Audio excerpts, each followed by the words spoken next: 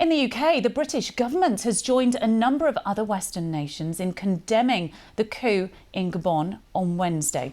The country's military has named one of its generals as the new transitional leader.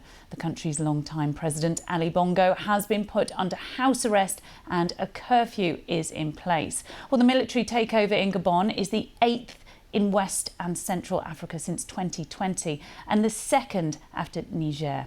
The BBC's Africa regional editor Will Ross has more. On the streets of Gabon, celebrations for Africa's latest military leader. Au sein du comité pour la transition. Earlier, a dozen senior officers said for the sake of peace they were putting an end to what they called the regime and were taking over. They cancelled the result of last weekend's election. Many journalists and observers were barred from monitoring the vote. The opposition said it was a sham, and it was no surprise when this man, President Ali Bongo, was declared the winner. I'm Ali Bongo Ondimba, President of Gabon, and I'm to send a message to all the friends. But this is him appealing for help just hours after being detained by the military in his presidential palace. For the people here have arrested me. Here's the president's father, Omar Bongo, at Downing Street in the 70s. The same family's been in power in Gabon since 1967. Today, people are celebrating what looks like the end of the Bongo dynasty. These coups seem to be contagious. This is Niger, which also saw a military takeover last month. It's been a key Western ally in the fight against violent extremism in an increasingly unstable region. Along with some highly suspicious elections and 8 coups in just 3 years, democracy in Africa is taking a battering. As people celebrate the military takeover in Gabon, many on the continent are wondering where's next. Will Ross, BBC News. Well, let's head live now to Mayeni Jones. And Mayeni, in some ways, it just feels like another day, another coup on the continent. And it's just over a month since the coup in Niger.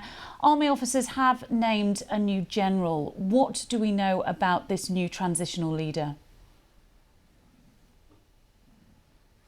Yes, they have. His name is Brice Nguema, and he heads the Republican Guard in Gabon. That's the unit of the military that was in charge of ensuring the protection of President Bongo just before they deposed him. So he was one of the most powerful men in the Gabonese army. He was in a position of privilege. He was in charge of security. He beefed up the Republican Guard when he was appointed not too long ago, increased the number of personnel that was there, made sure that they were better trained, and many people would have seen him as an intrinsic part of the Bongo kind of power apparatus, but it seems that he was at the forefront of the army generals that decided to overtake the country after this weekend's elections, which were disputed by the opposition, which the army has now also said they think were fraudulent.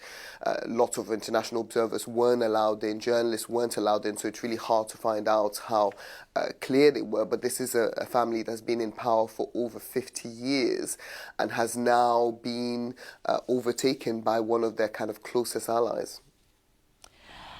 And let's look now at the international community. Has there been any reactions so far? In Niger, many countries condemned the coup. But what actually can be done to stop this trend of military takeovers that we're seeing? Yeah, this coup has been condemned by France, by the United States and by the African Union. They've all asked for a return to a democratically elected government. I think the situation in Gabon is different to Niger. I think the junta here clearly has a lot of support within the Gabonese population, many of whom were frustrated by the Bongo's long rule. This family has been in power, as I said, for more than 50 years. And for a lot of people, I think they would rather see the military takeover than a continuation of that. In Niger, on the other hand, it was was a democratically elected president who hadn't been in power for that long. And so the situations in each country are slightly different. There are all these kind of internal dynamics at play that really influence what is happening. But one thing is undeniable is that they're contagious, that no matter what the different circumstances are that are leading to coups across Africa, it seems that in different countries, armies that are unhappy with the government are seeing what's happening in countries like Niger and Mali and Burkina Faso and deciding actually maybe we can do the same. It's not clear what can be done. I mean, negotiations have been ongoing in Niger since the coup in late July. Different diplomatic envoys, particularly from ECOWAS, the West African Regional Bloc, have gone in to speak to the junta. They don't seem to have made very much progress.